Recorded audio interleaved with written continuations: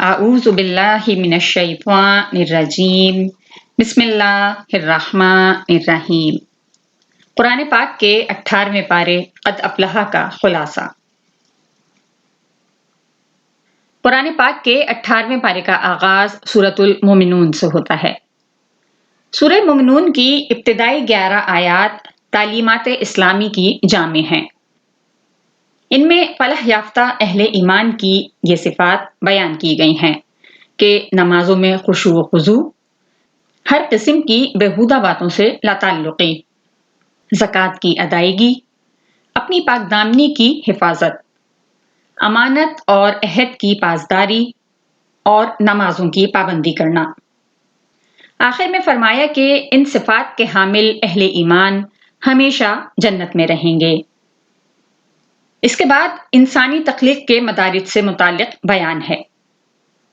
سورہ مومنون کی آیت نمبر 13 سے انسانی تخلیق کے مدارج کو بیان کیا گیا ہے، یعنی نطفہ، پھر علقہ یعنی جمع ہوا خون، پھر گوشت کا لوتھڑا، اور پھر گوشت اور ہڈیوں پر مشتمل جسم کی تشکیل، اور اسی کو حیات بعد الموت کی دلیل قرار دیا۔ آیت نمبر 17 سے اللہ تعالیٰ نے ایک بار پھر اپنی قدرت کی نشانیوں کو بیان کیا ہے۔ اس کے آگے قوم ہود کے کفار کا ذکر ہے۔ آیت نمبر 33 سے بیان ہوا کہ ہود علیہ السلام کے قوم کے کفار، منکرین آخرت اور خوشحال لوگوں نے اپنے نبی پر طنز کرتے ہوئے کہا کہ یہ تو ہم جیسے بشر ہیں، عام انسانوں کی طرح کھاتے اور پیتے ہیں، اور اپنے جیسے بشر کی اطاعت کرنا بڑے خسارے کی بات ہے۔ یہ حیات بعد الموت کا وعدہ کرتے ہیں جو ناقابل یقین بات ہے۔ انہوں نے کہا جو کچھ ہے اسی دنیا کی زندگی میں ہے، مرنے کے بعد کس نے جینا ہے۔ اس کے بعد آگے اللہ کے منکرین سے سوالات بیان کیے گئے ہیں۔ آیت نمبر 85 سے اللہ تعالیٰ نے استفہامی انداز میں بیان فرمایا کہ اگر ان منکرین آخرت سے پوچھا جائے کہ زمین اور اس کے خزانوں کا مالک کون ہے، 7 آسمانوں اور عرش عظیم کا مالک کون ہے، ہر چیز کی بادشاہت کس کے قبضے میں ہے کہ جس کا مقابل کوئی نہیں، تو ہر سوال کے جواب میں کہیں گے کہ اللہ۔ تو پھر آپ ان سے پوچھئے کہ کیا تم سحر زدہ ہو، یعنی پھر اس مالک الملک پر ایمان کیوں نہیں لاتے، اس کے احکام کو تسلیم کیوں نہیں کرتے۔ اس کے بعد بتایا گیا کہ اللہ وحدہ لا شریک ہے۔ آیت نمبر 91 سے بیان ہوا کہ اللہ کی کوئی اولاد نہیں، اس کے سوا کوئی عبادت کا مستحق نہیں۔ اگر ایسا ہوتا کہ ایک سے زیادہ خدا ہوتے تو ہر ایک اپنے لشکر کو لے کر دوسرے پر غلبہ پانے کی کوشش کرتا۔ حالانکہ اللہ وحدہ لا شریک کے اقتدار کو چیلنج کرنے والا کوئی نہیں ہے۔ سورہ مومنون کے بعد سورۃ النور ہے۔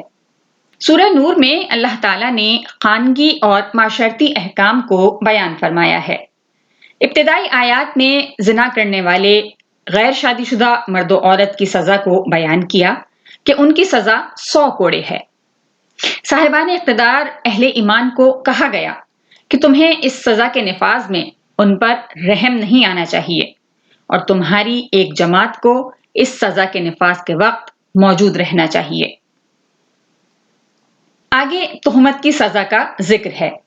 آیت نمبر 5 سے بیان کیا گیا کہ جو لوگ پاک دامن عورتوں پر زنا کی تہمت لگائیں، پھر اس کے ثبوت میں 4 گواہ نہ پیش کر سکیں، تو تم ان کو 80 کوڑے مارو اور ان کی شہادت کو کبھی بھی قبول نہ کرو، اور یہی لوگ فاسق ہیں، سوائے ان لوگوں کے جو اس کے بعد اللہ تعالیٰ سے توبہ اور اصلاح کر لیں۔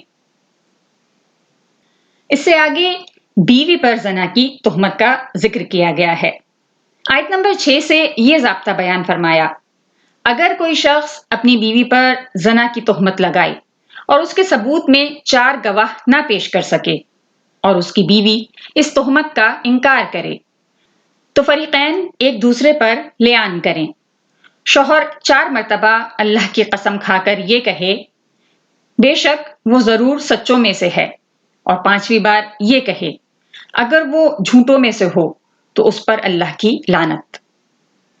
اور عورت سے حد زنا اس طرح دور ہو سکتی ہے کہ وہ 4 مرتبہ اللہ کی قسم کھا کر کہے کہ اس کا خاوند یقیناً جھوٹوں میں سے ہے، اور 5ویں بار کہے کہ اگر اس کا خاوند سچوں میں سے ہوا تو اس عورت پر اللہ کا غضب نازل ہو۔ اس سے آگے سیدہ عائشہ رضی اللہ تعالی عنہا پر تہمت کا ذکر ہے۔ آیت نمبر 11 سے ام المومنین حضرت سیدہ عائشہ صدیقہ رضی اللہ تعالی عنہا پر جو منافقین نے تہمت لگائی تھی اس کی جانب اشارہ فرمایا اور ان چیزوں کا سدباب کیا جو معاشرے کی بگاڑ کا باعث ہو سکتی ہیں، اور جن منافقین نے یہ تہمت لگائی تھی ان کا پردہ فاش کیا۔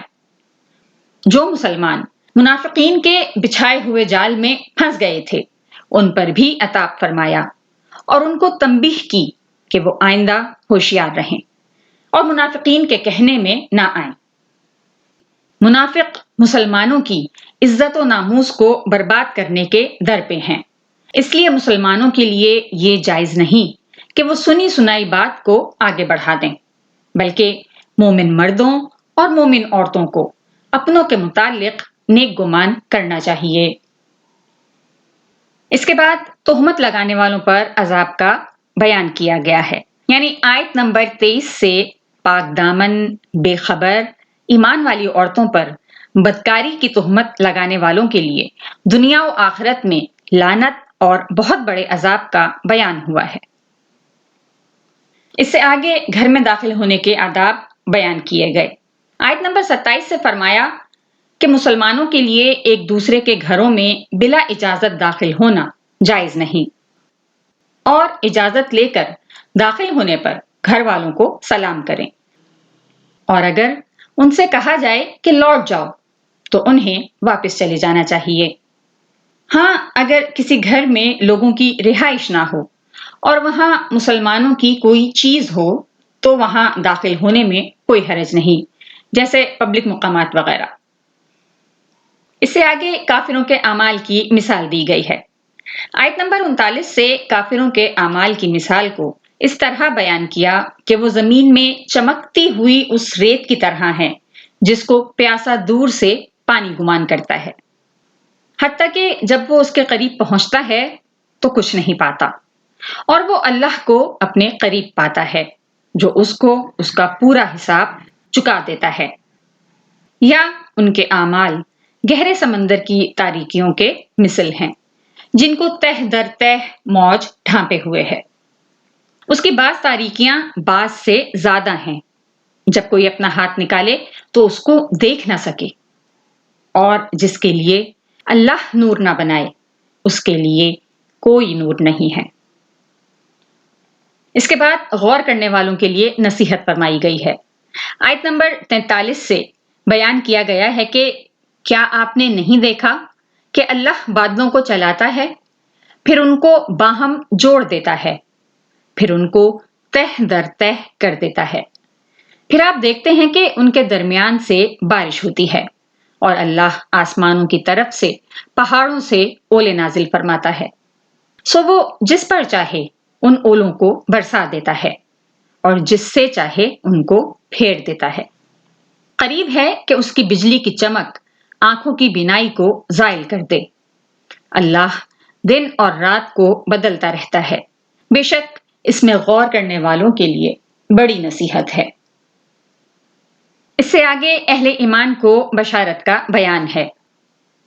آیت نمبر 55 میں اہل ایمان کو یہ بشارت دی کہ اللہ تمہیں زمین میں ضرور خلافت عطا فرمائے گا، اور ضرور بالضرور اس دین کو محکم اور مضبوط کرے گا۔